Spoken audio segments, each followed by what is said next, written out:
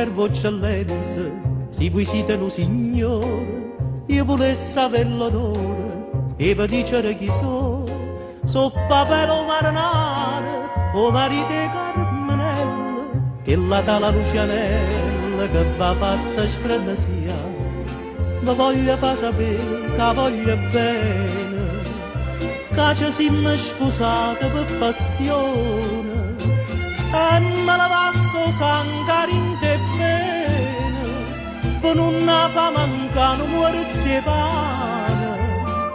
Voi che ricchezza vostra cercate va pigliare, ma avete fatto i conti senza l'oste, e l'oste, signorina mia, staccata.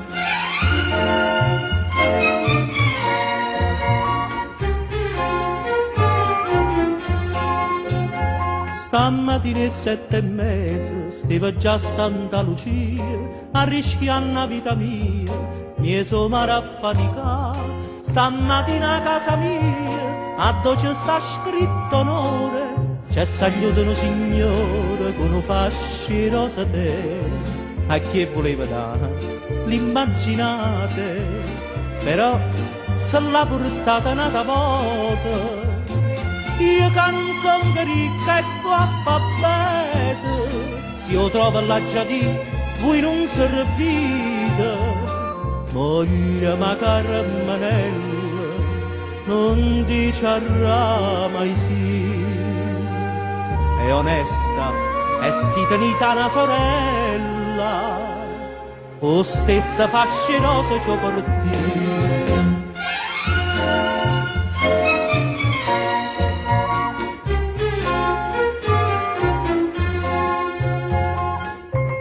Magari, ma marigiate, suo discorso non vi piace.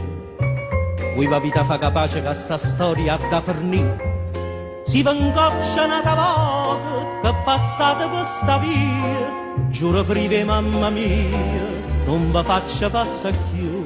Che state armate, non mi fa paura. Tengono braccia e fierri o coracciate. Io quando vedo la morte, a guarda e ride. E leva vita a chi me leva amore, l'onore mio m'è caro, non me lo va perché. Si mi ricorda che sono marinara, ti porta in fondo mare insieme a me.